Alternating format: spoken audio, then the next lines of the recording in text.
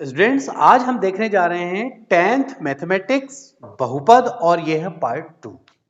और इस लेक्चर 2 में आज हम ये बात समझेंगे कि किसी बहुपद का शून्यक क्या होता है। ठीक है, तो पहले समझ लें। इसके लिए हम एक एग्जांपल लेके चलेंगे। शुरू में ही एक एग्जांपल, जैसे कि आपके पास है px is equal to x minus 3 है। ये एक बहुपद है कि नहीं, है ना बहुपद। अब बात आती है कि इसका शून्यक किसको कहेंगे, शून्यक किसका मान होता है। तो ध्यान रखना, ये वाला जो चर है इसको हम कहते हैं स्वतंत्र चर। ये स्वतंत्र चर का ऐसा मान जो क्या करे, जो px को शून्य कर दे। तो स्वतंत्र चर का वो मान क्या कहलाता है, बहुपद का शून्यक कहलाता है। अब समझना ये है, देखें किसी बहुपद px में चर का वह मान, लेकिन चर के स्थान पे यदि हम लिखें कौन सा, स्वतंत्र चर, तो और भी अच्छी परिभाषा हो जाएगी। स्वतंत्र चर का वह मान जो बहुपद के मान को क्या कर दे, शून्य कर दे। तो बहुपद का क्या कहलाता है, शून्य कहलाता है। अब हम समझें, इसमें अगर लिखें x बराबर, अगर अपन क्या ले लें 3, तो p x के स्थान पे यदि हम 3 यूज करते हैं तो 3 माइनस 3 क्या बना दिया, इसने बना दिया ना जी। इसका मतलब ये हुआ, अगर हमको इसको निर्देशांक के रूप में लेना है, किस रूप में, निर्देशांक। निर्देशांक कैसा होता था आपको याद होगा, ये देखें यहां पर निर्देशांक होते हैं x y, जिसमें से पहले वाले मान को हम कहते हैं भुज और ये पीछे वाले मान को हम कहते हैं कोटि। x अक्ष में देखा जाता है, इस अक्ष में देखा जाता है भुज, और y डेश में देखी जाती है कोटि। यानी मैं ये चाहता हूं कि बहुपद का मैं आंकिक महत्व तो बताया ही हूं आपको, लेकिन इसका ज्यामितीय अर्थ भी तो बताऊं, है ना, जो एनसीईआरटी बुक में दिया हुआ है। तो ज्यामितीय अर्थ का मतलब क्या होता है, ये भी तो समझे। ज्यामिति मतलब चित्रों के अंदर आपको स्थिति बतानी है। ठीक है, अब देखो x का मान यहां भुज कितना है बताओ, आपने कितना मान के चले थे जी, 3 मान के चले थे। कोटि कितनी आ गई बताओ, 0।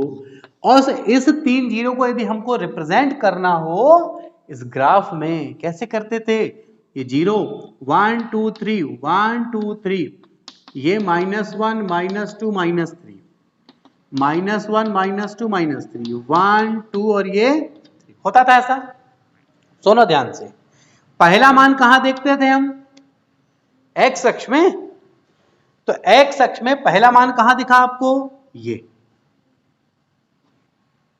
0 कहां देखना है आपको, y में, यानी ये 0, तो जाके वही टच हो गया। मतलब यही वाला मान कितना है, इसका क्या मतलब हुआ, इसका क्या मतलब हुआ,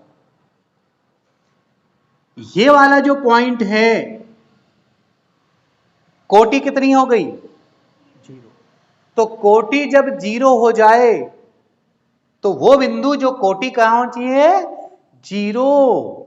यानी कौन से अक्ष में काटना चाहिए, ये कौन सा अक्ष है, x अक्ष में अगर काटेगी तो कोटि कितनी हो जाएगी, और वो उसका क्या होगा, शून्यक होगा।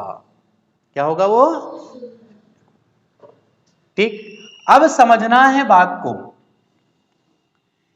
अगर आपके पास एक ग्राफ दिया हुआ है इस तरीके से, अब कोई बताएगा कि कितने ऐसे बिंदु हैं जहां पे y का मान 0 हो गया होगा। जिसकी कोटि 0 हो गई होगी, कोई बताएगा? कोटि 0 होने का मतलब वो एक्स अक्ष में है। कहां पे है? तो कितने कटान बिंदु आए आपके? 1 2 3। इन चारों बिंदुओं में चाहे x का मान कुछ भी हो, लेकिन यह y कितना होगा? 0 0 0 0। कितने बिंदु? 1 2 3 4। इसका मतलब यहां शून्यक की संख्या कितनी हुई? अच्छा बताओ कितनी हुई? अब एक और ये तो अच्छा बताना कितनी हुई? एक भी नहीं, क्योंकि यहां काट नहीं रहा है और वहां आगे बढ़ गया। यानी y अक्ष को काटना जरूरी है। x अक्ष को, x अक्ष को काटना। तो x अक्ष को ग्राफ जितने बिंदुओं पर काटेगा उन कटान बिंदुओं की संख्या को हम कहेंगे शून्यकों की संख्या। ये इसका कौन सा अर्थ है? ये या इसका ज्यामितीय। ठीक, अब बात आती है, तो आपको पहले क्लियर हुई कि भाई शून्य की डेफिनेशन क्लियर है। शून्य किसका मान होता है? स्वतंत्र चर का मान होता है। कैसा मान होता है? जो उस बहुपद के मान को शून्य कर दे। ठीक है। और एक क्वेश्चन आपके सामने ये था, px बराबर x ऋण 3। इसमें आपने शून्य ज्ञात किया, हमने डायरेक्ट लिखे।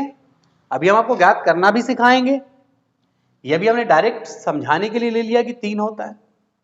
अच्छा, इसी क्वेश्चन में आप बताओ कि x बराबर 2 क्या इसका एक शून्यक होगा? तो हम क्या करेंगे? वैल्यू पुटअप करेंगे f2। यहां 2 कर दो, यहां 2 2 बराबर, तो कितना आ गया? ये नॉट इक्वल टू क्या है? 0 नहीं आया ना, 0 आना चाहिए था, तब आप कहते कि x बराबर 2 भी क्या है? एक शून्यक है, ना जीरोथ है। अभी है क्या? ये बिल्कुल भी नहीं है। ये बात बिल्कुल क्लियर हो गई। शून्यक क्या है, डेफिनेशन क्लियर, ये भी क्लियर, ज्यामितीय अर्थ क्लियर, भुज कोटि कहां से आई थी बात समझ आया। 9th में आपने बहुत अच्छे से वैसे ही पढ़ा है ना? नोट्स भी होंगे, आप जाके एक बार नोट्स को वॉच आउट कर सकते हैं, पुराने वीडियोस भी हैं इसके। अब बात आती है, जब x अक्ष को काटेगा तो समझ आ गया ना कैसे लाना है। अच्छा बताओ, ये कितने शून्यक? एक शून्य। मतलब समझ गए? कोई ग्राफ बना हुआ है, वो x अक्ष को जितने बिंदुओं पर काटेगा वो बिंदुओं की संख्या कहलाएगी शून्यकों की संख्या। यानी उन बिंदुओं पर जो px का मान है, जिसको हम कोटि भी कहते हैं, वो मान क्या हो जाते हैं? शून्य हो जाते हैं। ठीक। अब एक ग्राफ में मुझे एक बात बताएं, अगर कोई वजह से यहां देखो यूं गया, यूं गया, यूं, बोलूंगा बताओ इस ग्राफ का शून्यक कौन है? तो ये वाला पॉइंट पे आओ, तो ये वाला पॉइंट कितना हुआ? देखो -30 हुआ कि नहीं? तो ये पहला वाला मान किसका मान होता है जी? और वही तो क्या है? वही क्या है? ठीक। अच्छा ध्यान से बताओ, ये कहां से गुजरा? तो ये कितना हो गया? 2 0। तो 2 इस ग्राफ का क्या है? ये वाली बात क्लियर हो गई। तो ये शून्यक का कंसेप्ट है। और जब हम प्रैक्टिस में आएंगे, बहुत सारे ग्राफ लेंगे, तब कुछ और बात होगी फिर, है ना? चलो अब हम देखते हैं कि शून्यकों को ज्ञात कैसे करेंगे। ये तो मैंने डायरेक्ट लिखा था ना यहां पे। अगर आपको एक बहुपद दिया है तो आप शून्यक को कैसे ज्ञात करेंगे? ठीक है, बिना ज्यामिति का उपयोग किए, बिना कोई चित्र बनाए। तो हम देखेंगे अपने नेक्स्ट स्लाइड में। इसमें कुछ नोट करना हो तो आप पहले नोट कर लें।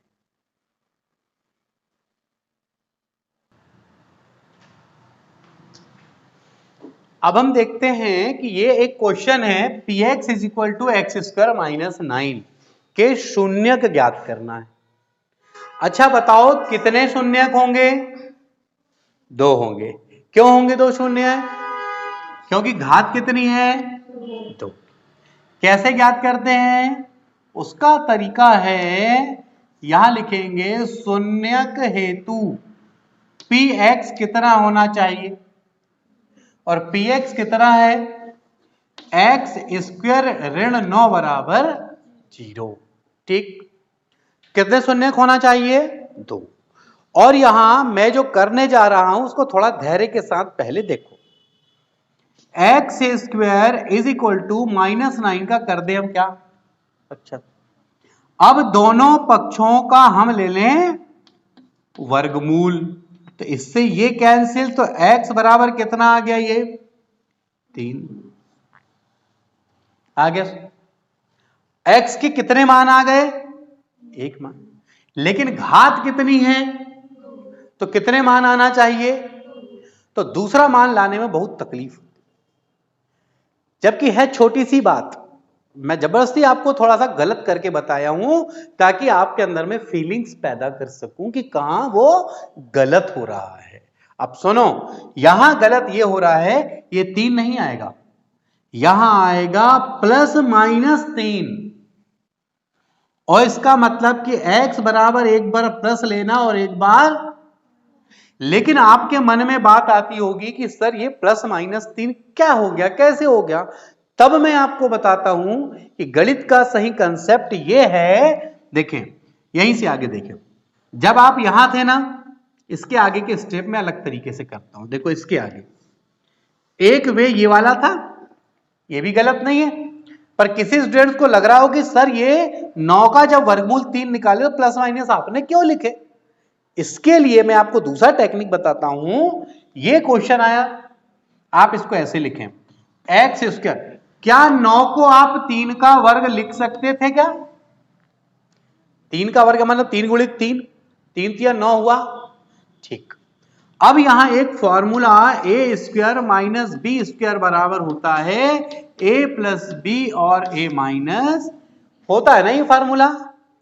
उस फार्मूले से क्या हुआ देखो आप, x माइनस 3 एक कोष्टक में और x अगले, जैसे कि a वर्ग माइनस बी वर्ग में a और b एक कोष्टक में जुड़ते हैं और एक कोष्टक में घट जाते हैं, ऐसे ही यहां x और 3 एक कोष्टक में जुड़ गए एक में। अब यहां दोनों कोष्टक में x धन 3 बराबर 0 अलग कर दो और x ऋण 3 बराबर 0। अब इसका पक्षांतर करो तो x बराबर 0 माइनस 3, यानी x बराबर माइनस, और यहां इसका पक्षांतर करना 0 प्लस 3, तो x इज इक्वल टू क्या आ गया बोलो? अब आए ना दोनों मान, देखो तो जरा। इसीलिए जब कभी वर्गमूल निकालें और लेफ्ट में अगर वर्ग है, जैसे ये लेफ्ट में वर्ग था देखो, और दोनों पक्षों का वर्गमूल आया, तो इसमें जो आंसर आता है उसको प्लस भी लेना पड़ता है, और आप डायरेक्ट भी कर सकते हैं। पर आपके मन में कोई उलझन हो कि सर ये कैसे हुआ, तो उसकी दूसरी टेक्निक भी मैंने आपको बता दिया है। कितने शून्यक होंगे? इसका मतलब इसका अगर हम ग्राफ बनाएं, अगर हम इसका क्या बनाएं, ग्राफ, तो बताओ कि x अक्ष को कितने बिंदुओं पर काटेगा? कितने बिंदुओं पर काटेगा? कितने बिंदुओं पे? यानी x अक्ष को 2 बिंदुओं पर काटेगा, ये इसका ज्यामितीय अर्थ है। इसका मतलब x के 2 मानों के लिए ये 0 पे आ जाएगा। ये बात क्लियर है? आओ हम जांच करें, हम यहां थोड़ी सी जांच कर लें कि भाई सही में हमने जो आंसर लाए हैं वो सही आया है या नहीं आया है। उसके जांच करने के लिए आप आ जाएं px is equal to x square minus 9। पहला आंसर कौन सा है आपके पास में? -3, तो p -3 इज इक्वल टू -3 का वर्ग -9। -3 का वर्ग यानी 9, 9 माइनस 9 यानी कितना आ गया भाई? आया ना? मतलब ये वाला आंसर हमारा सही है। अब ये वाला सही है कि नहीं चेक कर लें। तो उसको चेक करने के लिए P3 is equal to 3 square minus 9, 9 minus 9 0। इसके लिए भी 0 आया। यानी जब आप स्टडी करते हैं ना, हर एक पहलू आपको पता हो। भाई शून्य क्या है, किसका मान है शून्य? स्वतंत्र चर का वह मान जो बहुपद के मान को शून्य कर दे। कितने शून्यक होंगे? जितनी अधिकतम घात होगी। और जितने शून्यक होंगे तो बनने वाला ग्राफ एक्स अक्ष को उतने बिंदुओं पर काटेगा। ये उसका ज्यामितीय अर्थ भी क्लियर हो जाए। ठीक, फिर हमने देखा एक एग्जांपल लिया कि इसकी शून्यक ज्ञात करना है। तो शून्यक ज्ञात करने के लिए बहुपद को क्या मान लेते हैं? शर्त है उसकी ये। और उसके बाद ये कैलकुलेशन किया और आपने देखा इसमें कुछ माइनर मिस्टेक होने की संभावना थी, और संभावना को हमने यहां पे कम करने का प्रयास किया है। और उसके बाद हमने जांच भी कर ली कि हमारा जो आंसर आया है वो सही है या नहीं। तो ये जरूरी है कि गणित में बड़ी पारदर्शिता हो। आपको आंसर की जांच करते भी बननी चाहिए कि भाई हम सही है या गलत है। ठीक है ना? तो इस तरीके से आज ये शून्यक वाला ये कंसेप्ट होता है। अब हम कुछ क्वेश्चन हैं जो आपको होमवर्क के रूप में दे रहे हैं, जिसमें आपको क्या करके लाना है? आपको शून्यक भी लाना है और उसका आलेख भी बनाना है। शून्यक भी लाना है उसका, ठीक, जिससे आप ज्यामितीय अर्थ को भी समझ पाएं। ठीक है। और दूसरी बात यह है कि आपके सामने ये कुछ एग्जाम्पल्स दिख रहे हैं।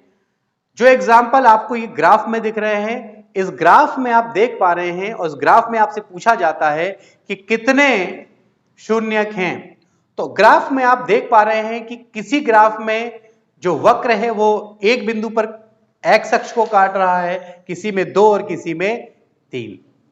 जो ग्राफ आपके सामने स्क्रीन पर है, इस ग्राफ के आधार पर आप ये होमवर्क करके लाएंगे कि इसमें कितने शून्यक हैं। और साथ ही साथ ये जो नेक्स्ट पेज आपके सामने आया है, आप देख पा रहे हैं स्क्रीन पे, ये आपको है एक्सरसाइज 2.1, और ये 2.1 का आपको एक्सरसाइज है जिसमें ग्राफ दिए हुए हैं, और ग्राफ से आपको ये सॉल्यूशन करने हैं कि कितने शून्यक होंगे। और ये रहा आपका होमवर्क।